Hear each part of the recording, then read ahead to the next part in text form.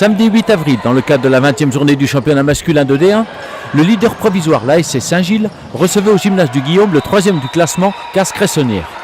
Les Saint-Andréens, champions de la Réunion en titre, avaient les crocs et une très forte envie de bousculer l'équipe saint-gilloise. Après une première période hésitante et une rentrée au vestiaire sur le score de 10-7 en faveur de leurs hôtes, les hommes de Claude Lacaille opèrent un net changement, mettant en place une défense impénétrable et une attaque efficace. Le résultat est sans appel, Castres-Cressonnières s'impose 22-18. On encaisse 10 buts en premier mi-temps.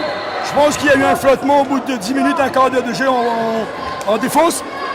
J'ai demandé à la mi-temps aux joueurs que la défense doit être un point fort du match. Si on arrive à les contrer, je pense qu'on trouvera les solutions en attaque. Mais je suis fier parce que même si on était en difficulté en premier mi-temps sur les phases défensives, deuxième mi-temps, on n'a rien lâché. Les gars ont vraiment bien combattu en défense. Une situation qui a quelque peu déstabilisé les hommes de Jean-Michel Delattre, ces derniers ayant cumulé les fautes, très certainement perdu leur nerf et à terme le match. Signe de cet énervement à l'issue de la rencontre, l'entraîneur saint-gillois, habituellement loquace devant les caméras, s'est enfermé au vestiaire avec son équipe pour ne plus en ressortir. On savait très bien que s'ils arrivaient pas à mettre leur jeu en place, nous on pouvait en profiter. Et c'est vrai que ça a eu le don de faire exclure pas mal de 2 minutes en face. On leur a posé de gros problèmes aussi en attaque. Parce qu'encore faut-il, contrairement à la première mi-temps, on vendange 5-6 occasions au 6 mètres quand même.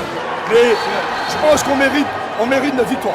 Belle opération pour les Saint-Andréens qui vont affronter Château-Morange au prochain match avec l'ambition légitime de prendre la première place du championnat. Confiant pour la suite, je pense qu'il faut qu'on prépare cette demi-finale et je pense qu'on reste sur notre lancée et c'est bon pour le moral pour la suite.